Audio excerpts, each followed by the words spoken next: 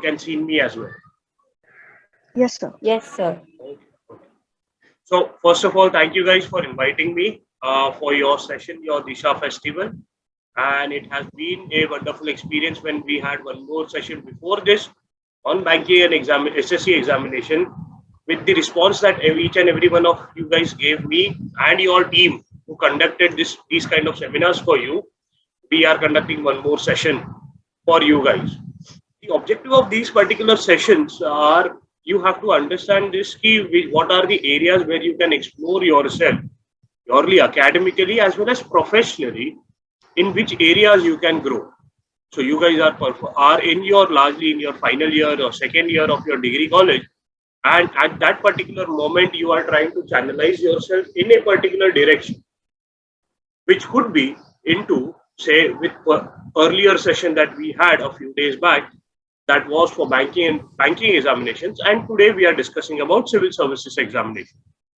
So not to get into much, I have already shared the video of that particular session as well with you guys, and I hope everyone has gotten access to it. If not, your colleague Etvi has that particular video. She can provide you that particular video as well, and she must have posted it in your group as well. Similarly, we will be recording this particular session as well, and we will provide this similar recording to you guys.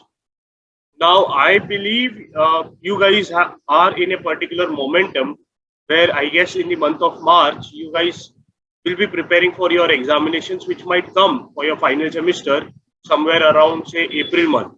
Maybe your internals must be going on in this month. It did give me an idea that you have your internal examinations or some examinations in your college as well. We will be focusing for this particular session largely on UPSC examination. I can touch upon with two other examinations, similar examinations as well, but subject to your own discussions, how much you open up and you want to know more, you feel free to stop me at any particular moment and ask me wherever you want. And even if you think something was not more clearer, please feel free to ask me. Okay? Don't worry, you can stop me and ask me at any particular moment. I will just share my screen with you guys. Just give me a thumbs up or tell me that this particular screen is visible to you or not. Any one of you just unmute yourself. It is visible. हाँ ठीक है चलो इसको बस मैं side में ले लेता हूँ. Okay. I will be speaking in combination Hindi English. I hope everyone is comfortable with that. That should not be an issue. If anyone wants me to speak in some another language also, just give me an idea. Okay, yeah. So see, जैसे पहले के session में भी we had discussed कि for me the central idea in this particular examination is very, very simple, and that is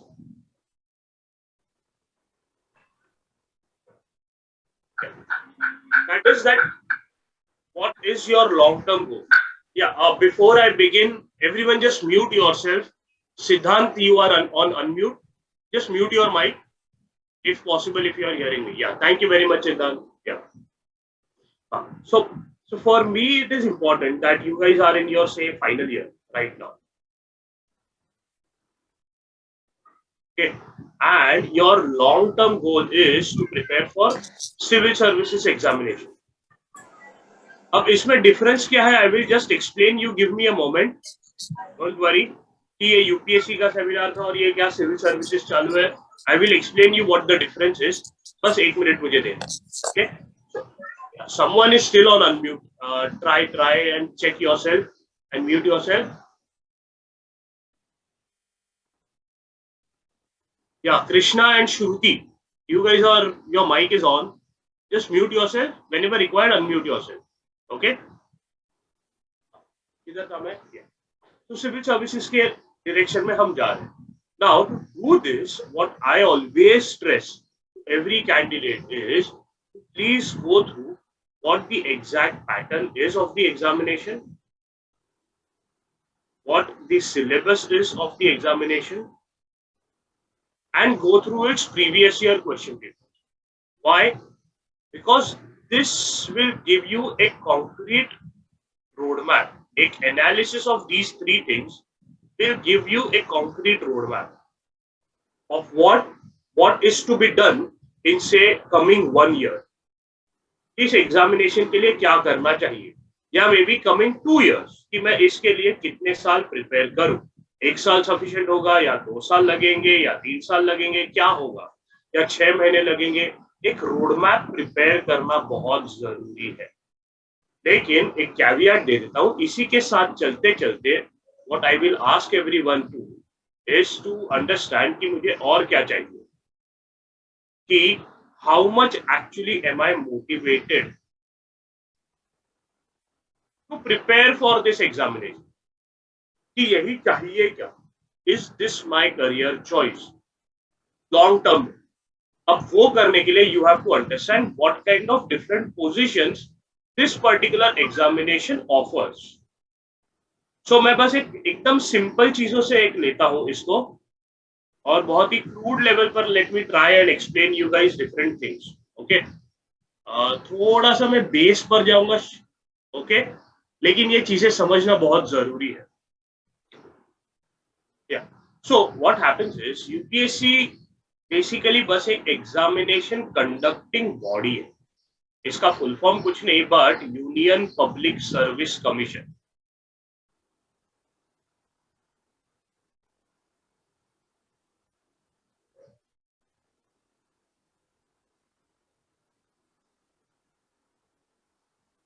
Okay. Now, this particular examination conducting body conducts exams for multiple levels, but at central government. मतलब क्या, तो assume करो ये मैंने एक triangle बनाया है. Assume कि ये एक रिक्रूटमेंट स्ट्रक्चर है. ओके, सेंट्रल गवर्नमेंट का. तो वहां पर ग्रेड डी हो गया, ग्रेड सी हो गया, ग्रेड बी हो गया, ग्रेड ए हो गया.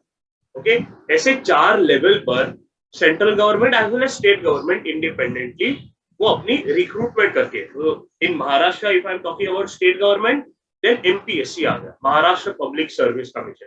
सेंट्रल लेवल पर आ गया तो यूपीएससी आ गया, union public service commission. Okay, why the word union, इसके पीछे एक सिंपल सा है कि इंडिया कॉन्स्टिट्यूशन पर लिखा हुआ है हमारे आर्टिकल नंबर 1 में, India is A union of states. Article number 1 में ही दिया है. Alright, India is a union of states, so Union Public Service Commission. Just giving you a trivia. Okay, so grade B से लेके D तक की जितनी भी positions भरी जाती है, over there, in order to recruit for these positions, examination is conducted by a different body, which is called as Staff Selection Commission, SSC. जिसके बारे में we went through in our previous lecture as well, which we have provided the recording for you. लेकिन grade A की जितनी भी positions है, right, group A या class 1 officer कभी किसी जमाने में कहा जाता था, कितनी भी पोजीशंस है उसकी रिक्रूटमेंट के लिए examination is conducted by UPSC, union public service commission. अब ये अलग अलग लेवल्स पर हो जाती है, यानी डिपार्टमेंट से अलग अलग. यानी क्या, तो एक डिपार्टमेंट आ गया सिविल सर्विसेज, यानी टॉप मोस्ट पोजीशन या ज्यादा डियरर पोजीशन उसमें कही जाती है एक IAS. IAS is what, Indian administrative services, Indian police services, Indian revenue services, Indian foreign services, ऐसा. ऑलराइट, तो इसमें क्या है बेसिकली, अभी एडमिनिस्ट्रेटिव सर्विसेज, इसका मतलब ये हो गया कि दी position that you reach upon is very popularly known as collector, कि आप किसी एक डिस्ट्रिक्ट के कलेक्टर बनते हैं. मतलब क्या, if anyone has no idea about it, कि say for example Mumbai is a metropolitan region, okay, BMC है, उस बीएमसी में 4 आईएएस ऑफिसर्स बैठते हैं. ऑलराइट, यानी ये इतना बड़ा मेट्रोपॉलिटन रीजन है with respect to the population density and the overall geographical area and the amount of population with the other facilities in this particular city, it requires a larger number of officers over here to handle it. So BMC has around 4 IAS officers to handle different departments. तो कोई finance वाला होगा, तो कोई may be public planning वाला होगा, या कोई और XYZ, ऐसे 4 अलग अलग officers हैं. It is required. तो वो एक कलेक्टर ये पर्टिकुलर डिस्ट्रिक्ट को कंट्रोल नहीं करेंगे, मैनेज करेगा या गवर्न करेगा। उस डिस्ट्रिक्ट के लिए लगने वाली चीजों के बारे में सेंट्रल गवर्नमेंट को बताएगा, उसके फंड्स की प्लानिंग करेगा। एक और एग्जांपल अगर मैं ले लूं तो से for example say Aurangabad is a district, all right, and that particular district has faced say a drought season in 2021. Assume. So a collector's job is to have that particular data, what exact region within the Aurangabad district also has been affected by drought, all right, यानी बारिश नहीं हुई, जिसके वजह से what kind of an acreage area has been affected, how many number of families or farmers have got affected because of it, say maybe it had a flood like situation. So wo particular data, wo particular analysis that particular collector does, he or she will have that particular responsibility to do this particular analysis and maybe to come up with a scheme or already available scheme and provide them with relief measures. All right, so ये एक collector का role है। I am just giving you an example. और भी बहुत सारे role है उनके, लेकिन ये बस एक एग्जांपल बता रहा हूँ। वैसे ही Indian police services IPS, I am sure movies में देखने के बाद बहुत ही ग्लोरिफिकेशन इसके बारे में आपने देखा हुआ होगा, लेकिन trust me nothing is like that. वो ग्लोरिफिकेशन थर्ड क्लास है। ओके, बहुत ही यस एक बहुत ही इंपॉर्टेंट पोजीशन है। पुलिस सर्विसेज का basic job is to police the state, यानी जो लॉज बनाए हुए हैं पार्लियामेंट में और ऑब्वियसली इंडियन ये पुलिस कोड में, Indian criminal procedure code etcetera में जो लॉज बनाए हैं उसके under to police the area. तो एक डिस्ट्रिक्ट में there could be one IPS officer or multiple officers, IPS officers depending, but that particular IPS officer is the head of the entire policing department in that particular district and will have extra duties to manage that district. Revenue services, IRS officers, Indian Revenue Services, income tax department आप देख लेते हो वहां पर है।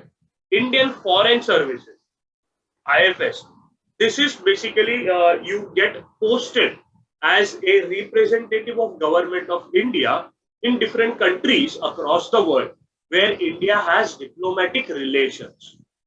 Okay, so मतलब सिर्फ आप डिप्लोमेट पहले दिन नहीं बनते आप, as a appointee, as an attaché to that particular embassy. That could be, you could be working in Pakistan, you could be working in Sri Lanka, you could be working in Fiji, you could be working in Russia, you could be working in Tajikistan, you could be working say in say Syria, जहाँ पर Indian Syria में, I guess if I am not sure, Indian embassy is not there, just cross check it. You could be working in this particular area. Wherever Indian embassy is there, you could be posted in that particular embassy and representative of government of India, you could be working over there. अब ये फंडा क्या है कि eventually you work in that particular department, you would be posted as a diplomat. Okay? अभी famous example क्या है, तो अभी हमारे foreign minister doctor S Jaishankar was a diplomat. All right, was his famous appointment was in Nepal. If I'm not wrong, he was also posted in Middle East. So उसकी जो best role उसने जो अदा किया, जिसके वजह से government of India was happy with his performance and they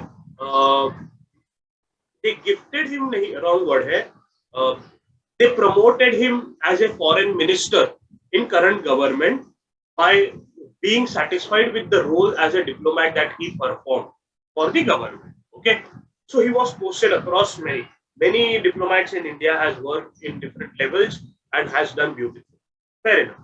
So अब कहाँ ये जाता है, my point of presenting this particular thing to you guys is this, कि what exactly motivates you, किस टाइप का जॉब आपको मोटिवेट करता है, whether you want to become a collector or an IPS officer or an IRS officer or an IFS officer. इसी civil services में there are 15 more different services. Corporate law services आ गया, railway services आ गया, और भी ऐसे अलग अलग सर्विसेज आ गए where you can get posted. UPSC civil services के अलावा भी और बहुत सारी एग्जामिनेशंस कंडक्ट करती है. Alright, so combined defense services, यानी if you any one of you guys want to go into defense services, army हो या एयरफोर्स हो या नेवी हो, यहाँ पर अगर आप जाना चाहते हो then you are eligible to give this examination जिसको कहा जाता है combined defense services. Alright, so you guys are from commerce background, बहुत maximum of you, तो yes CDS के थ्रू आप आर्मी में जा सकते हो, एयरफोर्स और नेवी नहीं, लेकिन army you can go. And after giving CDS examination, obviously SSB examination होती है, सर्विस सिलेक्शन बोर्ड, एंड उसके बाद you are ये selected at a lieutenant position. Okay, lieutenant कहो या lieutenant कहो जो भी है, and then you have your career over there. इसी के अलावा then there are other examinations, forest services हो गई, engineering services हो गई, XYZ. आपको ये पढ़ना है, you guys have to focus on this. What excites you? Which position excites you? Examination conducting body ने तो exam conduct करनी ही है. These examinations comes every year without fail. और इसका एक strict calendar है कि कौन से month में कौन सी examination आती है.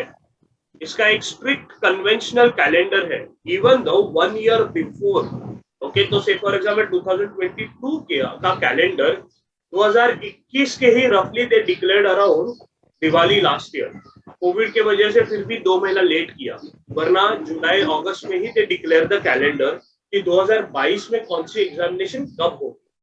हर एक एग्जामिनेशन प्रीलिम्स, मेंस, इंटरव्यू वगैरह उसका डिवीजन है, तो वो भी division they already they declare 1 year before the exam. Alright, so say for example you guys are going to graduate in 2022. इस साल अगर आपको एग्जामिनेशन देनी है, इसका कैलेंडर 2021 में आ चुका था. For me ideally now when I talk about this roadmap thing to you guys, okay, ये रोडमैप में ऑब्जेक्टिव ही क्यों है, क्योंकि यही देखना है कि कब मैं एग्जामिनेशन दूंगा. तो is it late for me to begin my preparation for 2022? My experience says if you have no idea about this, then yes, you have. It takes at least 1 full year to prepare for this examination. All right? Yeah. Someone is on.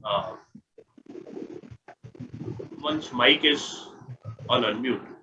If anyone realizes that, please check yourself. Thank you. Yeah.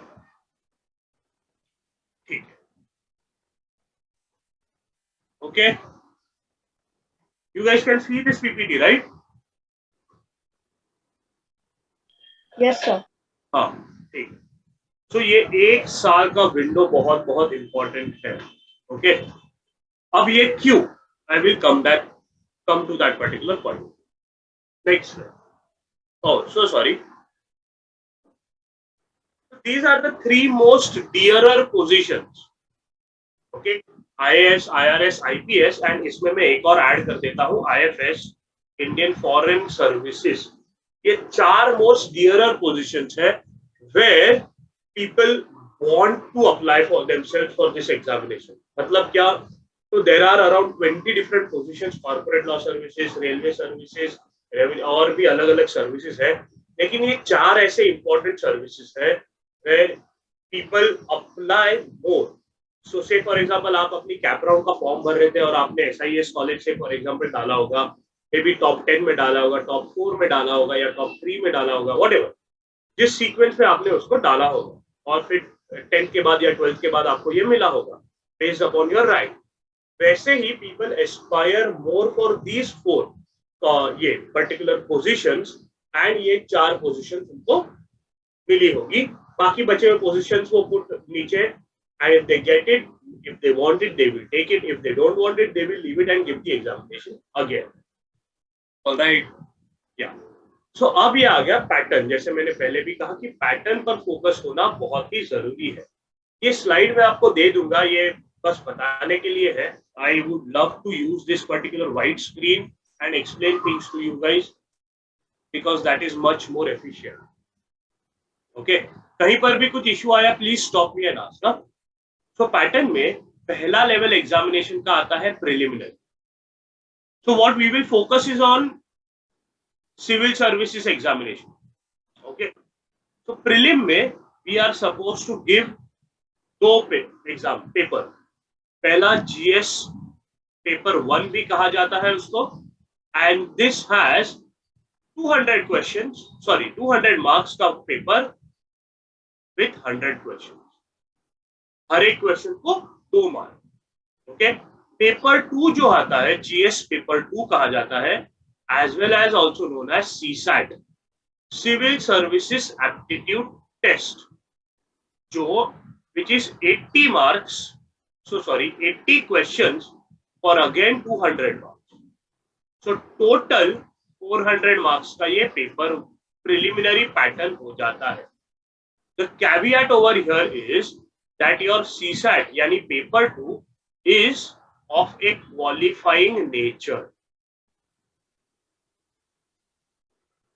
यानी क्या, if you score 33% marks in your paper 2, only and only then will your paper 1 get checked. 200 mark का 33% कितना हो गया? 66 हो गया. तो किसी का भी पेपर 2 में 66 एंड अबव, इसके ऊपर स्कोर आया, उसका पेपर 1 चेक किया जाएगा, and based upon paper 1 your merit will be created, and उसके ऊपर डिसाइड किया जाएगा whether you will go for mains examination or not. Second level पर आप जाते हो या नहीं, ये डिटरमाइन किया जाएगा पेपर 1 के स्कोर पर. Roughly, if I do an analysis of cutoffs, okay, so say for example if I take an analysis of last 5 years का cutoff, so out of 200 marks यहाँ पर anywhere between 100 to 110 के बीच में cutoff fluctuate हुआ है. okay.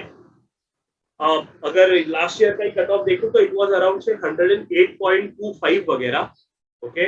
लेकिन अगर मैं लार्जर पिक्चर भी आपको दे दूं तो 100 से 110 के बीच में the cut off has always fluctuated.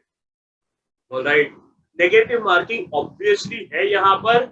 Okay. 1/4 negative marking है पेपर 1 में भी, पेपर 2 में भी. Cumulative when you score your 66 यानी 33%, your paper 1 will be checked. Mains में जब आप जाते हो, ऑलराइट, प्रीलिम क्वालिफाई करने के लिए के बाद आप मेंस में जाते हो, where you are suppose to give 7 different papers, या फिर अगर मैं उसको और क्लासिफाई करूं तो 7 different papers, 9 different papers also you can say. मतलब क्या, तो पहला आएगा भाषा, इंग्लिश लैंग्वेज कंपल्सरी. दूसरा आएगा any regional language which is also compulsory, regional language. Okay, मतलब if you have chosen say Marathi or Hindi or Assami या कोंकणी और तमिल या हिंदी और उर्दू और Malayalam, any regional language, scheduled regional language. scheduled यानी हमारा एक कॉन्स्टिट्यूशन है, उसमें 12 शेड्यूल है, उसमें से एक शेड्यूल में कौन से शेड्यूल्ड लैंग्वेजेस है, हमारे नेशनल लैंग्वेजेस है, वो डिफाइंड है. ओके. उसमें से कोई एक लैंग्वेज में आप अपनी एग्जामिनेशन या यूपीएससी एग्जामिनेशन दे सकते हो, या ऑल्सो ये रीजनल लैंग्वेज का पेपर आप सिलेक्ट कर सकते हो. Alright. That regional language paper followed by 4 paper general studies. Okay. Paper 1, paper 2, paper 3, paper 4, ऐसे करके 4 पेपर जनरल स्टडीज. देन कोई भी एक पेपर है, आप सॉरी 2 पेपर किसी भी एक ऑप्शनल सब्जेक्ट का. तो you are suppose to select an optional paper जिसके आपको 2 पेपर देने हैं, paper 1, paper 2. Each and every paper except the languages paper, यहाँ पर every paper is of 250 marks, यहाँ पर भी 250 टोटल मिलाकर 500 मार्क्स. रीजनल लैंग्वेजेस 300 मार्क के होते हैं. ये टोटल मेंस एग्जामिनेशन है 1750 mark, 750 marks. You qualify your mains examination and then you go for your interview, which is of 275 marks. Hang on a second, someone has sent a chat. Essay also, one essay paper. Yeah. Oh, I'm so sorry. I didn't write it only. Thank you, thank you. Who was that? I lost your message. Whoever was that, thank you very much. I am so sorry for one. ऐसे का एक paper, वो भी एक 250 marks का paper आ जाता है, correct. So total मिलाकर इधर 1750 मार्क्स का मेंस एग्जामिनेशन होता है. You qualify that and you reach your intern. Caveat. What is the caveat over here? Your prelim examination is objective type or MCQ based, and your mains examination is subjective या फिर descriptive type. All right, subjective कह लो या descriptive कह लो, यानी ये पूरा paper, सारे papers are mains.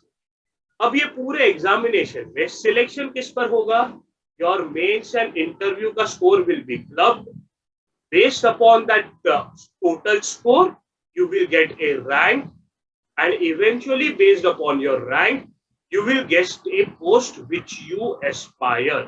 तो इस पर डिपेंड करेगा whether you get IAS या IPS या IFS या IRS एक्सेट्रा एक्सेट्रा एक्सेट्रा. ये इस पर डिपेंड करेगा. Getting my point? यहाँ पर बस स्लाइड पर एक बार चेक कर लो कि प्रीलिम्स जैसे मैंने बताया 2 घंटे की पेपर होती है, 200 मार्क का पेपर होता है, 100 marks total 400. GS sorry CSAT जैसे मैंने कहा क्वालिफाइंग इन नेचर. ऑलराइट, कितना क्वालिफाइंग मार्क्स चाहिए? 33% क्वालिफाइंग मार्क्स चाहिए. ये मिलने के बाद आपका पेपर 1 चेक किया जाता है एंड उस per your merit is determined. 1/4 यानी 0.25 मार्क्स का नेगेटिव मार्किंग ये भी यहाँ पर है. जैसे मैंने मेंस के सब्जेक्ट्स आपको बताया and thankfully one of your colleagues reminded me कि यस एसए का भी एक पेपर है. Okay, and these are the differences over here. अब एवरीवन आस्क्स मी यूजुअली कि ऑप्शनल सब्जेक्ट क्या है. Optional subject is nothing but there are a plethora of optional subjects का लिस्ट. ओके, यानी a subject which you specialize on. So you guys have your background से maybe commerce related या BBA या BMS या back वगैरह के बच्चे लोग हो, तो बहुत बार everyone thinks कि maybe accountancy या मेरे ग्रेजुएशन सब्जेक्ट से रिलेटेड में एक सब्जेक्ट ले लूँ, मे बी प्योर कॉमर्स वाला सब्जेक्ट ले लूँ या अकाउंटेंसी ले लूँ या मैथ्स सब्जेक्ट ले लूँ या कुछ और सब्जेक्ट ले लूँ, ऐसे में ले लूँ. Why? Because these are the two paper of one optional subjects जहां पर 500 मार्क्स अवेलेबल है.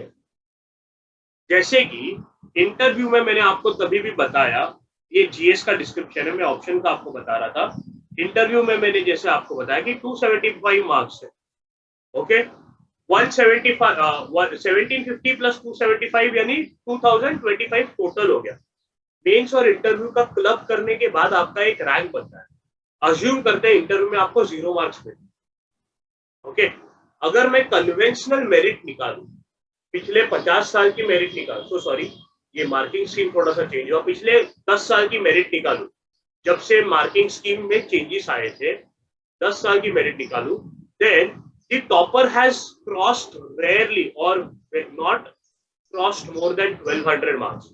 यानी बाउंड्री लाइन पर 1000 क्रॉस किया होगा, कोई तो एक टॉपर में भी 1200 या 1300 मारा होगा या मारी होगी, कोई तो एक टॉपर, बाकी सब पब्लिक 1000 और उसके रेंज में ही रहे हैं. Cut off can go as low as 800 marks. In this 10 years, I have seen cutoff has gone as low as 800 marks. So even if your interview hasn't been that great, what matters is your mains का score. और उसमें out of 1750 your 500 is for your optional subject itself. इसीलिए I am sure you must have gone through different videos online as well. Why that optional paper becomes important is for this very reason. Okay, GS में भी अब ये optional subject आप कोई भी choose कर सकते हो. History, geography, political science, sociology, psychology, your commerce and accountancy और एनी अकाउंटिंग एंड मार्केटिंग, ये क्या बोलते हैं, मार्केटिंग भी है, एमबीए मार्केटिंग वाला पब्लिक वो चूज करता है. There are list of subjects which are available, but in order to choose a smart optional subject, Okay, you have to decide ki which is the subject that you can write very well and you can score maximum. क्यों? क्योंकि यहाँ पर जो division आपको बताया गया है 250 marks का जो है, every question queries around 12.5 marks. Okay, यानी in UPSC examination they give you a word limit. यानी मैं जब डिस्क्रिप्शन लिख रहा हूँ कॉलेज के टाइम पर, मैं जब डिस्क्रिप्टिव आंसर्स लिख रहा हूँ, मुझे फ्लो में आ गया तो मैं भी कितने भी लिख सकता हूँ. Amitabh send optional subject, I will send them, और Amitabh you can just google it यार, डोंट वरी. नहीं भी मिला तो मैं भेज देता हूँ, डोंट वरी. ओके, इधर था मैं. हाँ, वर्ड लिमिट दी जाती है. मतलब क्या? तो से for example you are suppose to write one particular answer in say 1000 words और से 250 वर्ड्स और से मे बी 500 वर्ड्स. तो ये एक वर्ड लिमिट आपको दी जाती है and you are suppose to write your particular view or give your answer in that word limit. If that word limit is exceeded, then your answer is not checked. You are allotted 0 marks direct. अब many times I have seen कि public पूछता है कि कैसे होगा, ये मैं कैसे ध्यान रखूं? Well, practice makes man perfect. And how does the examination look after it? Obviously ये easy है. ये पर्टिकुलर स्क्रीन में क्लियर कर रहा हूँ. I hope everyone has it and recording तो दूंगा ही दूंगा, तो डोंट वरी अबाउट. मतलब क्या? तो सिर्फ डिस्क्रिप्टिव आंसर. तो अगर मैं कोई एक एग्जांपल ले लूं तो ओके, एक हिस्ट्री सब्जेक्ट का एक एग्जांपल लेते हैं जनरल स्टडीज के पेपर. तो से for example they could ask you a question that, हाँ, एंशिएंट हिस्ट्री का एक क्वेश्चन है जीएस का. Gandhara art, this was if I am not wrong in 2013 या 14. Okay, Gandhara art owes as much to Greco-Roman art. Greco-Roman art. I guess this was explained. ऐसे, if I am remembering the question correctly, explain करके कहा है. तो explain, elucidate, elaborate, describe, ये सारे questions आपको पूछे जाते हैं. तो अब ये पर्टिकुलर क्वेश्चन समझना जरूरी है. ओवर हियर, या ये particular question first you are suppose to understand and से for example this was asked only for 250 words. तो कॉलेज में हम पेपर भरे जाते थे, या अभी आप लोग भर रहे हो, वो यहाँ पर नहीं होना है. बिकॉज एक ब्लैंक आंसर शीट दी जाती है आपको व्हाइट कलर की, उसमें इस तरह का कुछ एक लाइनिंग बॉर्डर की दी जाती है and you are suppose to write your answer within this particular format. तो अज्यूम करता हूं कि मैंने प्रैक्टिस करते करते 5 वर्ड्स मैंने लिखना प्रैक्टिस किया एक लाइन में. ओके, तो अगर मुझे 250 वर्ड्स में आंसर लिखना है, then I will require how many lines? 10. Correct, 10 line मैंने लिख दी, मेरे 250 वर्ड्स हो गए. That will come with practice. ऐसे पहले ही मत डर जाओ, अरे ये कैसे करेंगे. Not everyone is prepared with this. No one is born with anything. Everything comes with hard work and practice. Alright. ये क्वेश्चन अभी एंशिएंट इंडिया का बस मेरे टॉप ऑफ द हेड था, इसलिए मैंने आपको प्रेजेंट कर दिया. Please again do not get scared कि ये हिस्ट्री साला कहाँ से आ गया, अभी मैं कहाँ से पढ़ूं. ये नहीं है. इफ यू वांट, इसीलिए मैंने पहले स्टार्टिंग में कहा, if you are motivated enough to have it, then you will have it in you to do this particular subject as well. Okay, so ये पर्टिकुलर यहाँ पर जब मैंने आपको बताया कि जीएस में, तो ये पेपर में जीएस पेपर 1, पेपर 2, पेपर 3, इसमें डिविजन्स क्या क्या आते हैं. ऑलराइट, तो जीएस पेपर 1 अगर मैं अज्यूम करूं, so what are the different subjects over there?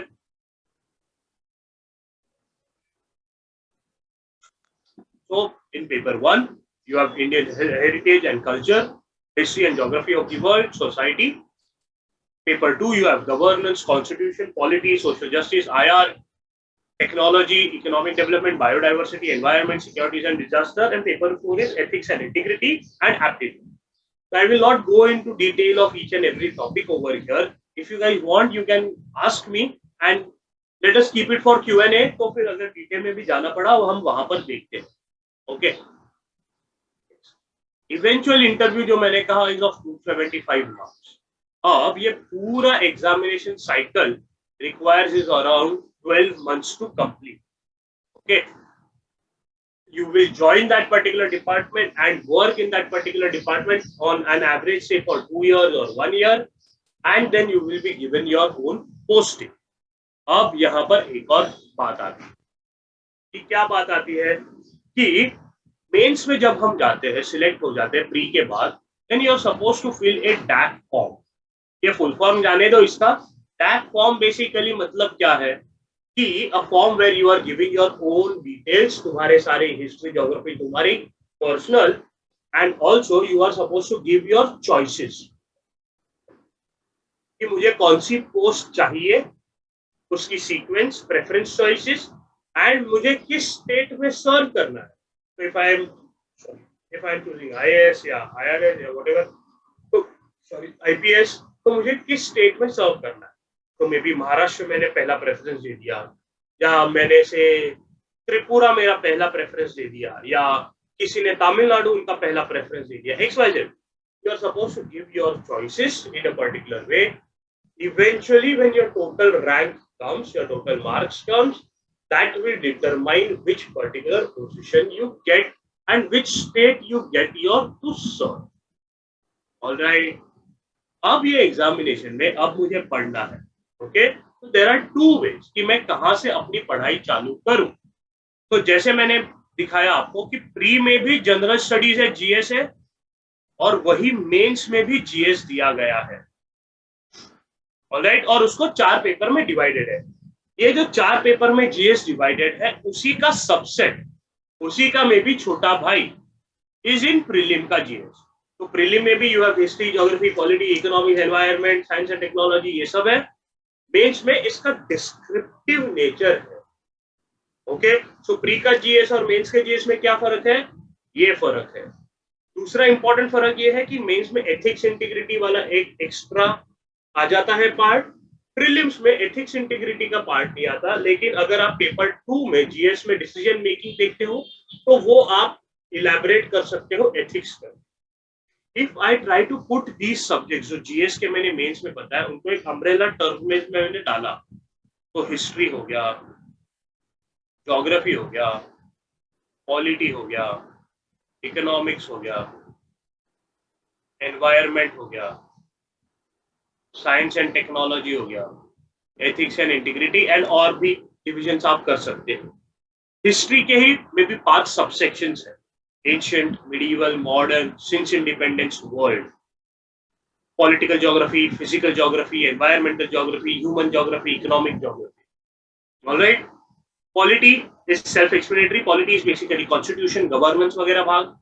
Micro economics, macro economics, alright, both at the national level, and to understand that national importance also, you somehow relate it to the international levels as well. Environment, obviously it is not only a India specific issue, it is a world level issue. So IPCC etc. ये सारी चीजें आ जाती है. Science and technology is also similar. Obviously we do try and understand what kind of science and technological advancements have come out of India, but obviously उसका application is at global level. History भी जब मैं world history बोल रहा हूँ वो global level है. अब कैच क्या है कि all these questions that we expect in mains examination or prelims examination is derived from current affairs. यानी हिंदी में मराठी में आप कह सकते हो चालू घडामोडी. यानी क्या कि इस एग्जामिनेशन के से रफली 1 साल पहले अज्यूम करते हैं कि प्रीलिम आती है हर साल से अगस्त में. ओके. तो उसके बराबर 1 साल पहले से ओके इन्फ्लुएंस जो कुछ भी करंट अफेयर्स होंगे national as well as global level के, उसके इम्पैक्ट से derive you get your questions in your mains as well as your prelim. Okay. If not, if अगर वैसे डिफाइन नहीं होगा, यानी अगर ये अगेन ये मैं कैसे बता पा रहा हूं This is purely on the basis of analysis of your question papers, of your pattern and your syllabus. उसके बिना ये मैं बता ही नहीं पाता कि current affairs derived है. I am sure you guys must have listened to many videos, many say maybe read many articles on different levels. Someone has dropped me a message. एक second. In which months prelims, mains and interview are conducted? I am coming to that, Kavita. I am coming to that. Don't worry. Where was I? Current affairs का ना कुछ बता रहा था मैं. Okay ठीक है, मैं आता हूँ वहां पर. क्वेश्चंस हम लेते हैं एंड में, डोंट वरी. करंट अफेयर्स के बारे में. ओके हाँ, तो से फॉर एग्जांपल अभी हम देख रहे हैं with respect to covid. Alright, we are experiencing an issue which is health issue linked with global impact as well as domestic, यानी इंडियन कॉन्टेक्स्ट में इम्पैक्ट. उसी के हिसाब से पब्लिक हेल्थ के बारे में हम देख रहे हैं, यानी गवर्नमेंट ऑफ इंडिया की या इंडिया में क्या पब्लिक हेल्थ इंफ्रास्ट्रक्चर है देख रहे हैं. हम देख रहे हैं साइंस के हिसाब से, यानी क्या इम्यूनिटी लेवल है, वो कहाँ पर इम्पैक्ट करता है, किस रीजन में शरीर के ज्यादा इम्पैक्ट करता है. तो साइंस में देख रहे हैं what kind of technological advancement came into being which helped it to create a very strong vaccine. तो साइंस एंड टेक्नोलॉजी को भी मैंने उसमें लिंक कर दिया. एंड इसी का इकोनॉमिक इम्प्लीकेशंस क्या होंगे कि how many vaccines do we have in our country, how many people population we have in our country, how many are supposed to be vaccinated. तो उसका इकोनॉमिक इम्पैक्ट भी हो गया. So when I am trying to understand one topic, I have so many impacts of that particular topic. Alright, so when ये एक larger view रखना for an examination like civil services is very important. Okay, then you have a better understanding of what is happening around you, and then you will have a better way of thought process to present yourself in 250 words or 500 words or 1000 words. Okay, abhi Kavita had asked me a question about when this exam is conducted. Prelims, Kavita, conventionally speaking, okay, is conducted same in the month of August. Due to COVID, it got affected and the timetable got disturbed. Okay, इस साल का date I am not remembering exactly which month, लेकिन conventional अगर मैं जवाब दूं तो अभी फिलहाल से मे भी 2-3 साल, कोविड वाला मैं ईयर हटा दूं तो उसके पहले से जून में प्रीलिम्स आ रही थी. तो रफली जून मंथ में प्रीलिम्स आती है, उसके से 2 से 3 महीने का विंडो आपको मिलता है. तो जून के आगे रफली 3 महीने का विंडो अगर मैं कहूँ तो mains will come somewhere around in सितंबर, या तो अक्टूबर या तो नवंबर. ये 3 महीने के विंडो में कहीं पर तो मेंस आएगी. And your interview is conducted around फरवरी. तो से फॉर एग्जांपल 2022 में आप दे रहे हो, इसका फॉर्म जा चुका है, 2022 का फॉर्म सा डन. 2022 में if you are giving your prelims, mains also 2022, your interview will be in 2023, and your final result, eventual result will come somewhere around April. Sorry, excuse me. Somewhere around April your final result will come, and then you will get your posting for joining. August में आएगी या September में आएगी, whenever it comes, it comes. All right, ऐसा. All right, Kavita, you got your answer? Okay. ठीक है. So ये basic उसका एक स्ट्रक्चर है where we are going. अब मेरे लिए सवाल ये है कि many students over my say maybe 8 years, 9 years of my doing this counseling sessions and training students for these examinations is this. At least in Mumbai, what I have observed, since I have been teaching in Mumbai since 2013-14, I have observed is people talk about कि sir मेरे को IPS बनना है या मेरे को IAS बनना है. ये छाती ठोक के आ जाते हैं कि मैंने एक वीडियो देख लिया, अजीत डोवल का वीडियो देखा, and he was a spy, और वो एक IPS ऑफिसर था, and I have that grace to serve for my country, वगैरह blah blah blah blah blah. Trust me, idealism में घुसकर कुछ नहीं होता. I know I am breaking someone's heart over here, I know ki someone has some say sort of fascination with kind of a hero worship, and we are living in a time where hero worship is professed very aggressively. But trust me, with this experience that I had, I am sharing it with you. You don't get into that idolatry. वो idol worship में मत जाओ. Okay? Try to understand what exactly calls you. तुम्हारा खुद का क्या है.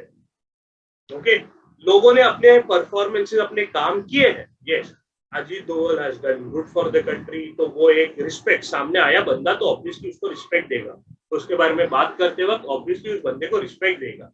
Alright, many IAS officers who have done wonderfully for the country, for the areas that they have worked, many foreign services officers who have done wonderfully, revenue services officers who have done wonderful, उनको सबको respect देने का, जब सामने आया respect दो, but don't idol worship. Okay, they are also humans. उनको भी कभी बैठ के शांति से बैठ के पूछोगे ना कि सर या मैम कैसा पास हुआ, वो लोग भी यही बोलेंगे कुछ नहीं, पढ़ाई किया ईमानदारी से और एग्जाम पास हो गया. एक एग्जाम है ये, इसको सर पे ऊपर मत चढ़ाओ क्या कि यूपीएससी क्या होगा वगैरह. इस अगर if you go into that state then forget it. Okay, why I am saying कि there are maybe maximum 1,000 seats that come every year. Number of applicants for civil services, UPSC civil services, anywhere between 5 to 6 lakhs minimum मैं कह रहा हूँ, minimum. इसका मतलब ये हो जाता है कि passing percentage for this examination is 0.00001. Maths आप कर लो, शायद मैंने एक जीरो कम या ज्यादा कर दिया होगा. Okay, the idea is the passing percentage is very very less, very very poor. Why? Not because the students are pathetic, because the number of vacancies with respect to number of applicants differs. उसमें gap बहुत बड़ा है. आप लोग commerce background के हो, आप लोगों को शायद सीए से रिलेटेबल ज्यादा होगा. Number of applicants for CA every year. एक जमाना था जब सीए का भी रिजल्ट 2% या 4% आता था and people used to get rejected. Okay, अभी उसमें तो ऐसा भी नहीं है सीए में कि आपकी नंबर ऑफ सीट्स वगैरह का रेशियो का इशू है. वो आईसीएआई जो है वो डिसाइड करती है कि कितना रिजल्ट आ रहा है.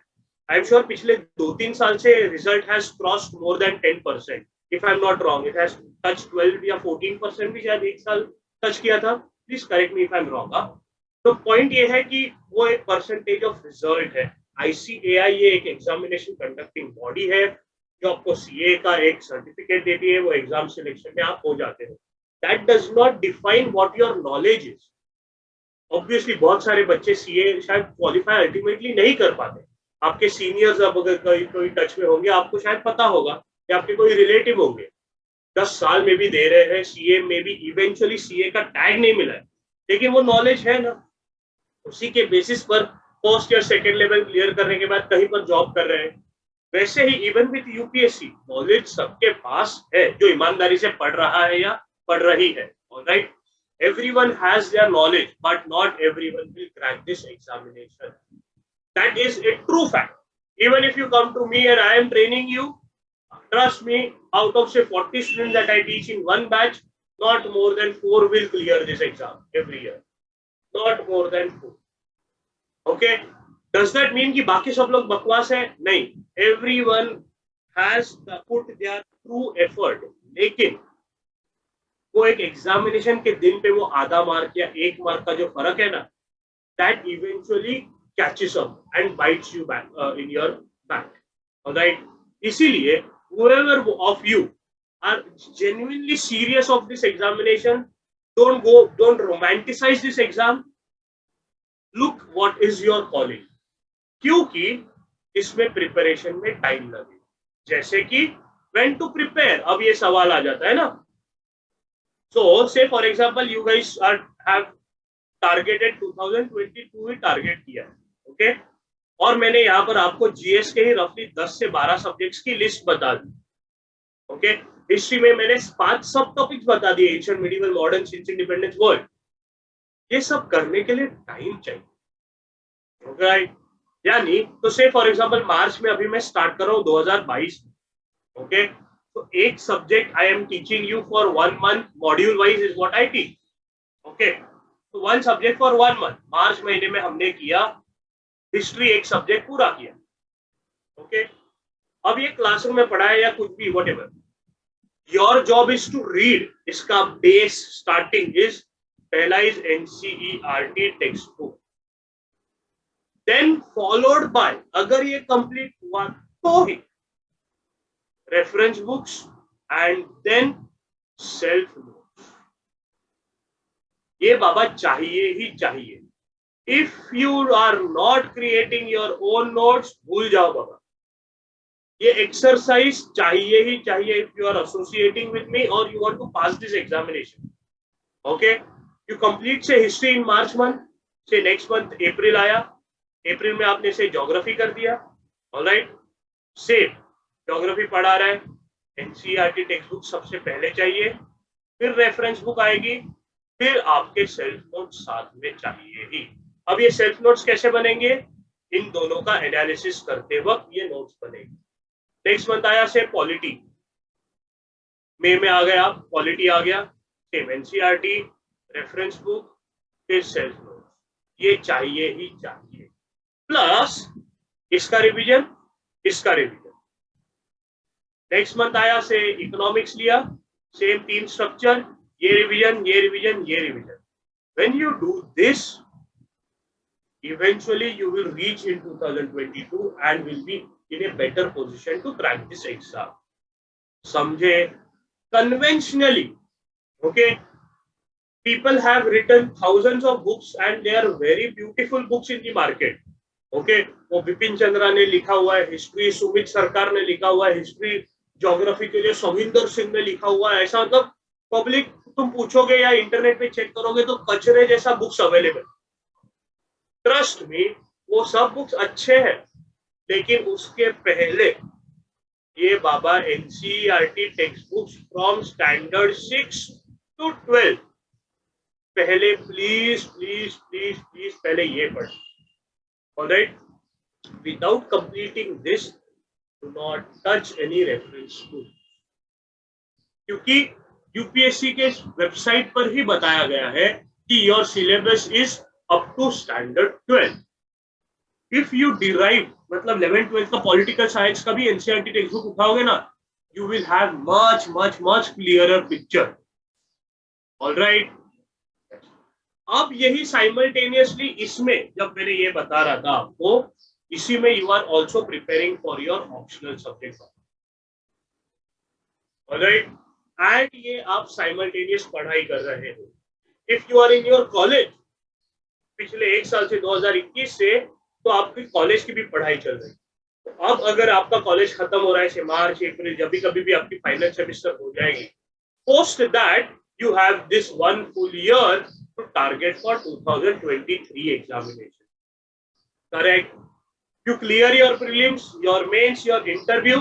This is 1 full cycle that you have to clear in 1 full flow. If you clear your prelims, mains, as well as you reach your interview, but do not get shortlisted, you have to again give prelims next year. Yani say, if you are giving your pre in 2022 and interview in 2023, you do not get selected, you have to give your prelims again in 2023, do the entire cycle again. Pre pass हो गया, mains clear नहीं हो पाया, वापस next time से prelims देनी पड़ेगी. Hence this examination becomes challenging. क्यों? क्योंकि सिलेबस वास्ट है, इतना डिफिकल्ट नहीं है. अगर मैं एनसीईआरटी अच्छी तरह से पढ़ूं तो इतना डिफिकल्ट नहीं है, ट्रस्ट मी. लेकिन ये सिलेबस बहुत वास्ट है, बस वो इंपॉर्टेंट है. एग्जामिनेशन पैटर्न जो ड्यूरेशन है वो 1 साल है. So to have that patience to survive for that 1 full year of the examination and to prepare for that examination 1 year before that, वो परसिवियरेंस चाहिए ना, टिके रहने के लिए कंसिस्टेंसी, वो difficult. That breaks down most of the students. Alright, अगर इसीलिए मैंने वापस यही वर्ड यूज कर रहा हूं, you require a strong motivation to survive that particular duration. वो है तो तुम सर्वाइव करोगे, वो है then you will put the effort required for this particular examination. अगर ये मोटिवेशन ड्रॉप डाउन हो जाता है, you lose it and you lose your way around it. All right. कोई टॉपिक बताने के लिए मेरा रह गया। हाँ, जैसे मैं बता रहा था आपको कि there are multiple examination. CAPF, central arm police force, यानी ये एक और यूपीएससी एग्जामिनेशन है। You prepare for the same thing, okay, pattern में चेंज आएगा बट वही सिलेबस है। सीएपीएफ भी प्रीलिम्स मेंस है, मेंस डिस्क्रिप्टिव, प्रीलिम्स में ही लैंग्वेज का पेपर डिस्क्रिप्टिव है, हो गया, इंटरव्यू डायरेक्ट। यानी ये क्या है, CAPF is there are paramilitary forces in India, यानी Indo Tibetan border police force, Assam rifles, okay. फिर उसके बाद फॉरेस्ट के फॉरेस्ट ऑफिसर। मैं और पैरामिलिट्री फोर्सेस क्यों भूल रहा हूं मैं? हाँ, बीएसएफ, बॉर्डर सिक्योरिटी फोर्स। उसके बाद मैं एक और भूल रहा हूँ यार, CRPF, central reserve police force, okay. ये लेफ्ट विंग अफेक्टेड एरियाज में इनको पोस्ट किया जाता है, ऑलराइट। एंड बाकी ये सारे हैं दीज पैरामिलिट्री फोर्सेस, ओके। इसमें भी सिलेक्शन किया जाता है एंड उसके लिए यूपीएससी ही कंडक्ट करती है सीएपीएफ एग्जामिनेशन। एनडीए के मैंने बताई, this is NDA is after 12th, लेकिन ये सिर्फ और सिर्फ साइंस बैकग्राउंड, उसमें भी फिजिक्स और मैथ्स जिसके पास है, पीसीएम बेसिकली जिसके पास है, only those are allowed to give this examination, alright. NDA के लिए एंड नेवल एकेडमी, एयरफोर्स इसके लिए, forest services, combined defence services, I give you an idea, civil services जो मैंने अभी बताया, मेडिकल सर्विसेज भी जो 12th के बाद साइंस फील्ड से जो मेडिकल पीएमटी देते हैं, प्री मेडिकल टेस्ट एक्सेट्रा, और सॉरी नीट, अभी नीट कहा जाता है। वैसे ही आपको डिफेंस में अगर डॉक्टर बनना है तो कंबाइंड मेडिकल सर्विसेज होती है। If you have any younger brother sister who is preparing for it, you can tell them as well. ये सिंपल सा एक चार्ट है, ये मेरे को ज्यादा फिलोसॉफी में नहीं जानी है, मैं बस पहले भी आपको बता चुका हूँ। You have to have a proper goal where you want to land up, you need to have a strong motivation towards it, you need to have a plan, जो मैंने एक रफ प्लान बताया आपको कि how I go about it, okay. The other party जो 2 साल मैंने आपको बताया कि प्रिपरेशन का 1 साल, एग्जामिनेशन देने का 1 साल, यानी एग्जीक्यूशन, अगर ये सही होते रहा, अप एंड डाउन चलेगा, we are humans, we are idiots, okay. हम जल्दी हमारा डिस्ट्रैक्शन मिला लेते हैं, हम गधे हैं, लेकिन अप एंड डाउन चलते रहेगा, लेकिन प्लान है आंखों के सामने, तो हम एटलीस्ट उसको कॉल बैक करके एग्जीक्यूशन तो करते रहेंगे। यानी फर्स्ट 2 मंथ आपने मस्त पढ़ाई किया, मार्च अप्रैल मस्त पढ़ाई किया, मई में you got distracted, you came back in June, ठीक है, चलेगा, लेकिन प्लान है ना, तो you know where you are suppose to begin from, okay. वरना है ही नहीं, प्लान ही नहीं है, तो 2 महीना मस्त सब लोग आया, सर मैं ज्वाइन करेगा, मैं पढ़ेगा वगैरह, एकदम सब लोग आया, पहला 2 महीना मस्त पढ़ाई किया, छोड़ दिया, घूमने गया मई महीने का छुट्टी में, यू लॉस्ट इट। या how to relate syllabus with NCERTs or with reference book. Shiva, I'll come back to that. Okay, 2 minute देना मुझे. I'll come to your question. Right? Yeah. Miss Nadar, you have something to tell me? Kushalika, you have something to tell me? Okay, ठीक है. मैं बस यहाँ पर end कर रहा हूँ. Don't worry. So ये execute अगर आप करते रहोगे, then you will have things in your mind. Okay. Yeah. Questions पर मैं आ रहा हूँ. I am just stopping the screen share. You just ask me any questions you have. हाँ, चैट में किसी ने सवाल पूछा था, उसका आंसर दे देता हूँ अभी. शिवा ने पूछा मुझे कि sir how to relate syllabus with NCERTs और with reference books to make notes. मस्त क्वेश्चन शिवा, मस्त. मैं यहाँ पर व्हाइट स्क्रीन पर इसको बताता हूँ. ये प्रैक्टिस है भाई शिवा, ओके. सिलेबस कॉपी आपके हाथों में चाहिए ही चाहिए, alright. And when you have that syllabus, in detail syllabus copy, I will share with you guys if you don't mind. I will share.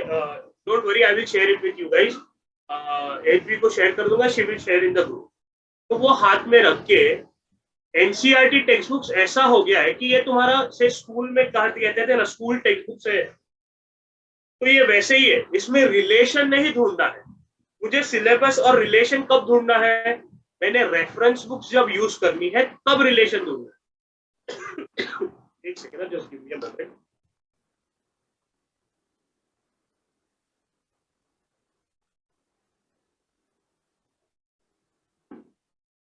या एनसीईआरटीज तो मुझे ब्लाइंडली अंधा I have to follow, I have to read every NCERT पूरा from word 1 alphabet 1 to alphabet last from 6 to 12, वो छोड़नी ही नहीं है। मैंने सिलेबस और रेफरेंस बुक्स में रिलेशन बना है। Yes, conventionally speaking, there is a list of reference books that we are supposed to use, which are definitely good over a period of time, have improved, etc. सब मस्त है।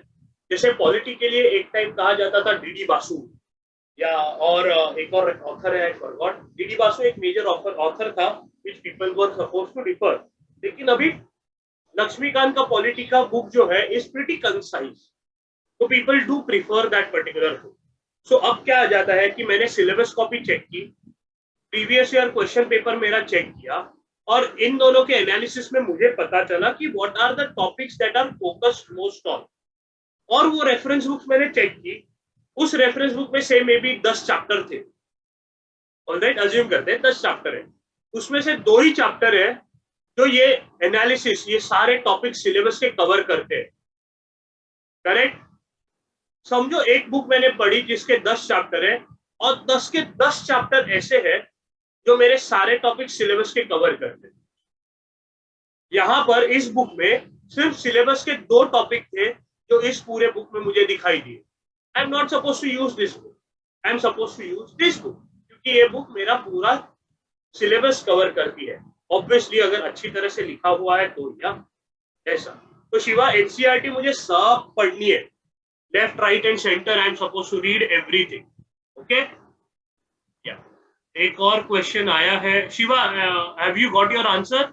ताकि मैं next question पर जाता हूं। You can unmute yourself and say yes or no.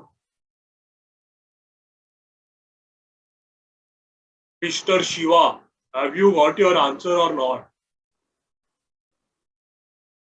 Tanisha पूछ रही है, हाँ या Tanisha, could you give a gist about MPSC exam? थोड़ा डिटेल हो जाएगा तनिषा, आई कम विद दैट, थोड़ा सा एंड में देखते हैं। ओके, नहीं हुआ तो I will give you my number, you can call me, don't worry. Krishna ने पूछा है, is there a particular period where we can start the preparation or we can start after graduation too? Okay, let me be hopeful Krishna that you are suppose to start right now. जब तुमने decide किया है तो start करो, but the only point is target रखो।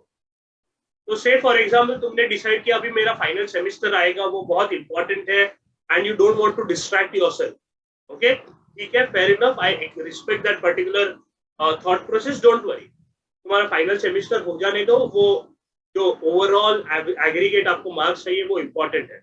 तो एक college खत्म होने के बाद समझो आप स्टार्ट कर रहे हो, तो आप टारगेट बनाओ कि 2023 मेरा टारगेट है। ओके, समझो तुम्हारा फाइनल यूनिवर्सिटी एग्जामिनेशन कंप्लीट हो रही है रफली, if I am not wrong, April में कंप्लीट होती है सबकी final semester, okay, Mumbai university की।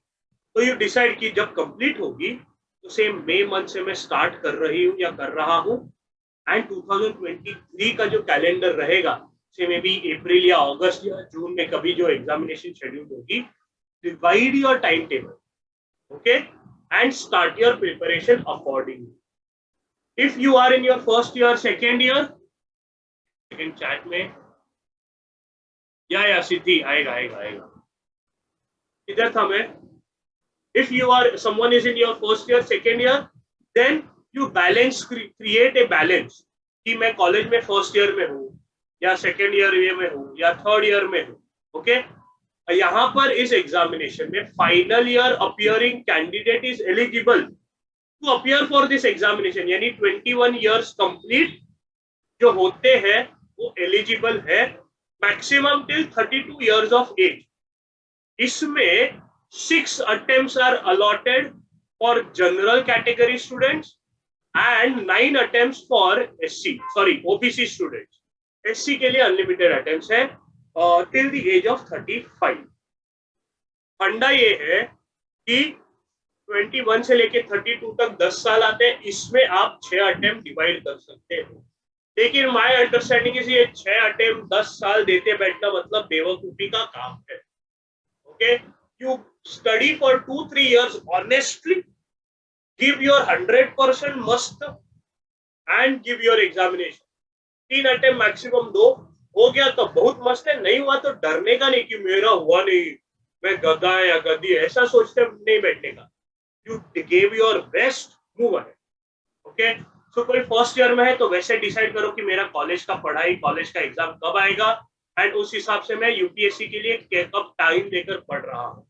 सेकेंड ईयर में क्या है, थर्ड ईयर में क्या है, उस हिसाब से आप डिवाइड करो। अगर कोई ऐसे है, जैसे I am assuming Krishna is in your final year, तो अज्यूम कर रहा हूँ कि अप्रैल में फाइनल खत्म होगी, मई में आप फ्री हो जाओगे एंड और उसके आगे जाओगे। ऑलराइट, ठीक है, you got your answer Krishna?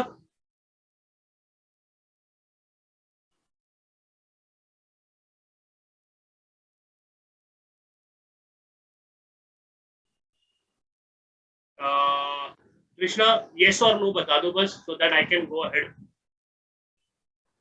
Hetvi ने पूछा, even I wanted to know about MPSC. हंस रहे हो शाणो, sir I like to know about MPSC too. अरे फिर सिर्फ एमपीएससी का रखते सेशन क्या यार तुम लोग, उसका और डिटेल्स अलग अलग है, ऐसे मत करो। It took us what, more than an hour to talk about only about UPSC. MPSC के लिए फिर वापस डिस्कस करेंगे। शिवा ने पूछा है, sir as you said to select the book which is related to the syllabus, but to find out I can't read all the book because some are related, some is not in use, so you can suggest some books. ठीक है Shiva, I will send you a list of books, okay, don't worry। या फिर guidance group के website YouTube channel पर भी मैंने book list बनाई हुई है, you can just check it. नहीं मिला तो मेरा नंबर ले लो, मेरे को पूछ लो, ओके, डोंट वरी। और कोई सवाल है किसी से, किसी को? एमपीएससी पर मैं थोड़ा सा आइडिया दे देता हूँ, डोंट वरी, अभी इतना सब लोग पूछ रहे हो तो उसके एमपीएससी पर जाने से पहले if anyone has any questions please ask me. ये वाला स्क्रीन में क्लियर कर रहा हूं। यानी one of you any has any other question?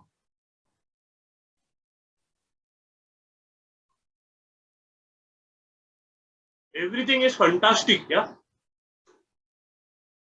In an hour session, I don't think so everything is clear, yeah.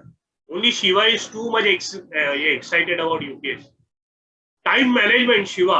Time management is a different ball game altogether. Okay, different ball game altogether. ठीक है, फिर भी मैं थोड़ा सा बता देता हूँ। I'll give you just an idea. Okay, in detail में नहीं जाऊँगा, क्योंकि then it will everyone. It is an individual game. Time management is an individual game.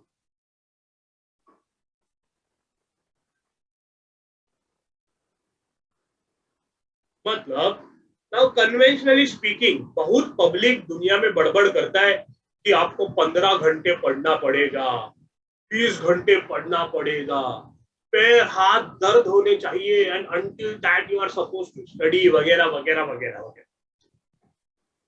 My idea is very simple. Time will pass when you are serious and you divide your structure in such a way that time will pass automatically, and you will never know that you have studied consecutively for 8 hours or 10 hours or 4 hours.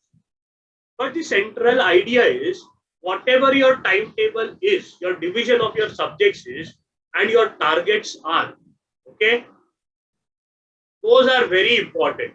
If you have finished your daily target, बात खत्म, tension नहीं लेने का। दुनिया ने बोला अरे वो 15 घंटा बैठा था या बैठी थी और वो बेस्ट होगी।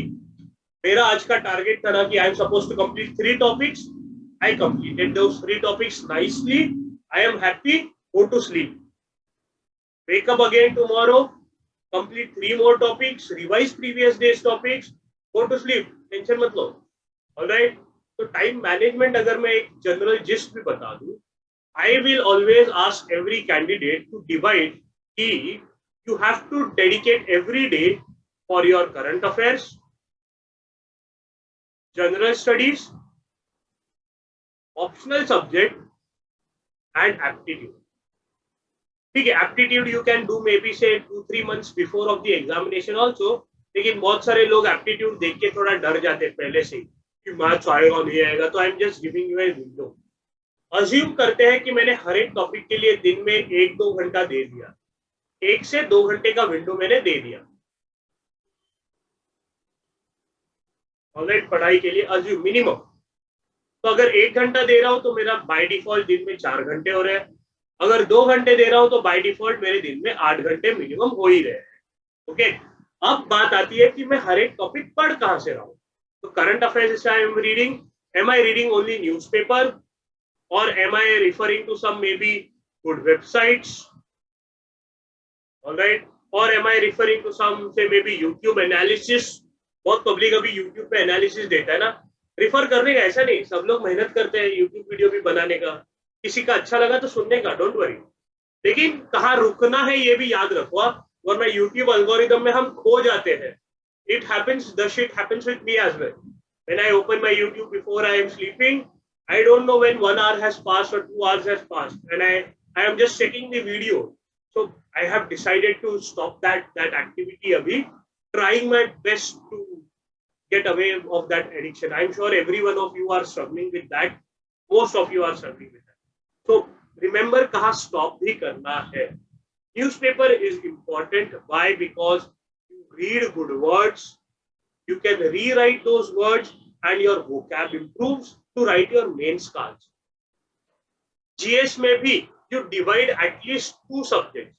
तो say for example combination में पढ़ रहे हो, हिस्ट्री एंड ज्योग्राफी आपने कॉम्बिनेशन में पढ़ने का डिसाइड किया है कि हिस्ट्री का 2 चैप्टर मैंने ये पर्टिकुलर टॉपिक का पढ़ा, फिर ज्योग्राफी का 2 चैप्टर ये पर्टिकुलर टॉपिक का पढ़ा, ये कॉम्बिनेशन मैंने किया। ऑप्शनल सब्जेक्ट जो कुछ भी चूज करोगे भैया, I will discuss with you optional, कभी आपको किसी को चाहिए personally you can call me, I will discuss optional with you. Optional बस ऐसे डिस्कस करो, मस्त डिसाइड करो, लेकिन ये बाबा डेली ऑब्जेक्ट एक्टिविटी है। Alright, aptitude at least 50 questions daily. Okay, according to me, at least weekly you have to solve ये सब का 100 questions MCQ। ये बहुत सारा पब्लिक ने मार्केट में किताबें लिखकर रखा है, उठाओ और प्रैक्टिस चालू करो। ऑब्जेक्टिव क्या है हर बार? Is that objective that my answers are to be accurate. When you begin in your first one सब थर्ड क्लास आएगा, किसी को जब आंसर राइटिंग डिस्क्रिप्टिव करोगे ना सब लोग गंदा गंदा लिखोगे, ट्रस्ट मी ऑन दैट। लेकिन once you keep on practising तो योर कचरा will come out and you will start refining your own answer. Don't worry, okay, it will come eventually, I will help you with that, don't worry. MCQ क्यों मैं कह रहा हूँ, answer right या wrong नहीं आया तो भी चलेगा, but you will be able to revise yourself. क्या? तो जो कोई भी पढ़ाई किया, जो मैंने बताया NCERT reference book shelf notes जो बताया और उसका जो बनाया, उसका रिवीजन क्वेश्चन सॉल्यूशन में ही याद आएगा कि क्या पॉइंट्स मैंने अच्छे किए या गलत। ऑलराइट, तो ये इंडिविजुअलिस्टिक गेम है। If you are an early rising person कि मैं सुबह 6 बजे उठ के पढ़ना चालू करता हूँ, then you divide your time accordingly. If you are someone who is a night owl, then you divide your time accordingly. It is up to you. Oh, वापस don't go into that philosophy कि I'm supposed to study at 3 in the morning or 4 in the morning. I will leave up to your own body clock. तुम हाँ ideally कहूँ कि हाँ बाबा रात को time, रात की नींद जरूरी होती है, टाइम पर सोया करो, सुबह जल्दी उठ के पढ़ा करो, I will say that.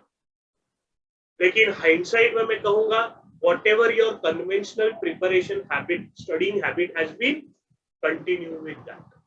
Okay, Shiva, you got your answer. Next question, Paridhi Rathod ने पूछा है, can we do other things while preparing for UPSC like other course or something? Paridhi, can you just elaborate which course are you thinking about? What are you contemplating about? So मैं थोड़ा सा बता पाऊंगा। Paridhi, are you thinking about MCom या masters या MBA, क्या सोच रही हो? थोड़ा सा बताओ तो मैं थोड़ा इलैबोरेट कर पाऊं।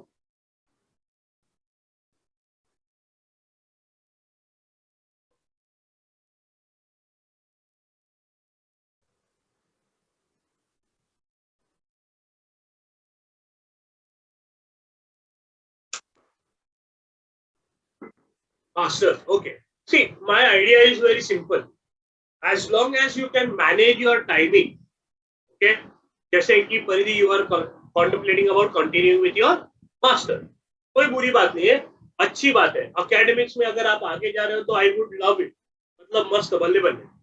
बट ये टाइम मैनेजमेंट अगर आप करते हो, ये टाइम टेबल अच्छा बनाते हो कि कब मैंने मास्टर्स के लिए पढ़ना है, उसका कॉलेज अगर if I am doing full time तो कॉलेज के लिए टाइमिंग कैसे देना है, और फिर इसके लिए कब पढ़ना है. If you can divide your time nicely, very good, go ahead. If you think नहीं I want to give my 100% over here, then do not do your masters, give your 100% over here. Depends upon you. Alright, if you can manage your everything, then ठीक. Okay.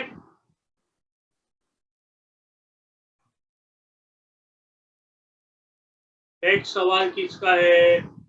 परब का है. How to prepare for UPSC personality test. Parab वो भूल जाओ, बाद में देखेंगे. वो इंटरव्यू जब प्रैक्टिस की जरूरत पड़ेगी तब मेरे को फोन करो. उधर तक पहुंच गए तो call me, I will give train you for your interview. अभी उसके बारे में सोच के क्या करना है, पहला प्री तो लिखो, मेंस तो लिखो, वो सोचो. शिवा ने पूछा to join coaching is must or self sufficient study is sufficient. अपने ऊपर है बॉस. सेल्फ सफिशिएंट भी देखो, my idea is very simple.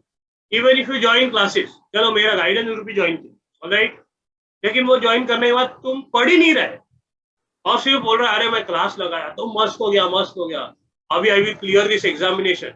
Nothing is happening like that.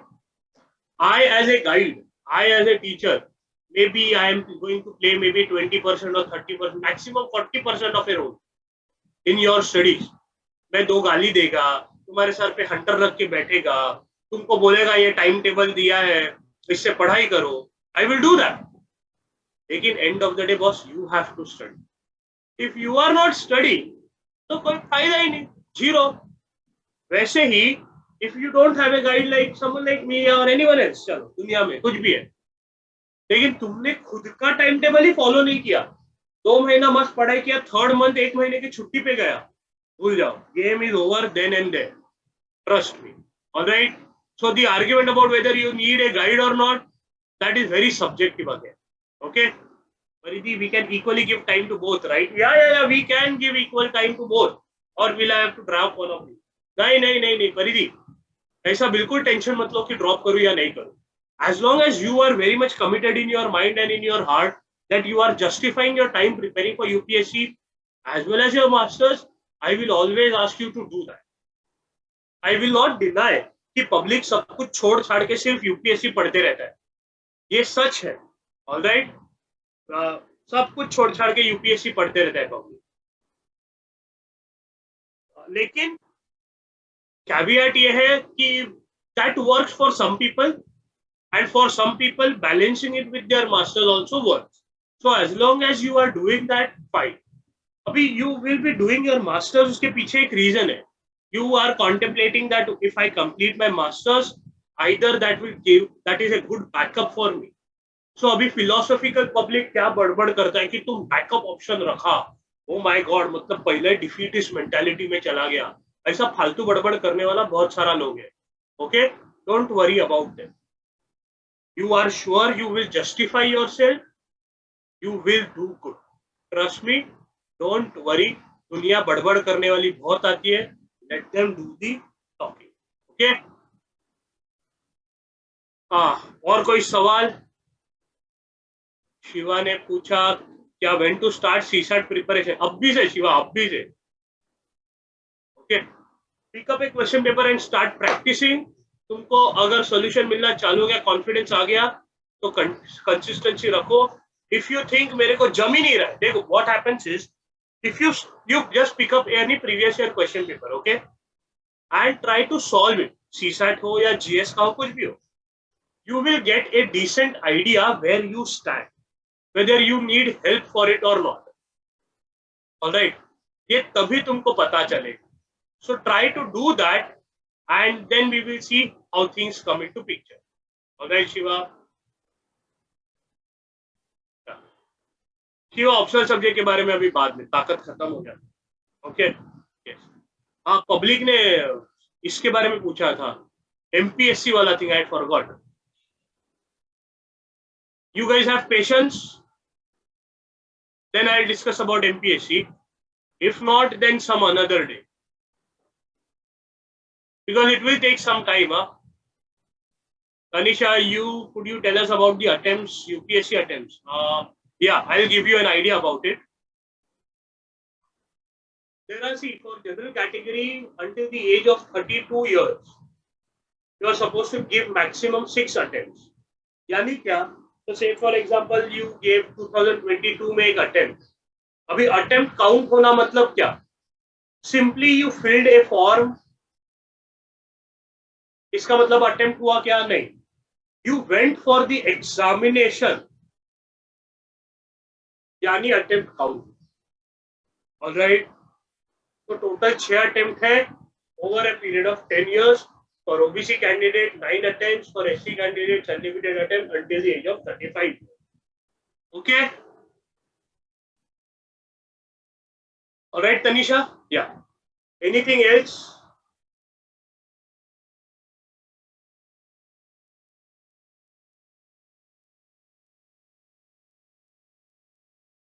For MPSC, we will discuss it some another day. If you want, if people are actually inclined to know about MPSC also, then we will conduct one more session for that. All right. It is already 90 minutes. We are into this particular session. Okay. Yeah. यहाँ पर UPSC के बारे में और किसी को कोई सवाल है तो प्लीज पूछो. नहीं है तो I am just giving you guys my number over here 9920736752. All right, my name is Akshay. If I do not pick up your call, please leave me a WhatsApp message. I will give you a call back. Okay. आपको कोई भी और query होगी तो बिंदास मेरे को call करके पूछ लो. अगर पिछला जो हमने सेमिनार किया था बैंकिंग का, उधर आपको क्वेरी होगी तो बिंदास मेरे को कॉल करो या व्हाट्सएप करके पूछ लो. अगर यहाँ पर नंबर नहीं मिला तो हेतवी से आप ले सकते हो मेरा नंबर. Don't worry. ओके. या thank you very much for this particular session and you guys being interactive. Okay. कुछ भी होगा बिंदास कॉल करने का. कॉल नहीं उठा तो मैसेज करने का. I will give you a call back. Okay. ये पर्टिकुलर वीडियो भी, ये पर्टिकुलर सेशन भी रिकॉर्ड हुआ है. I will provide that recording to you. Okay. It was a great time with you guys. Bye bye.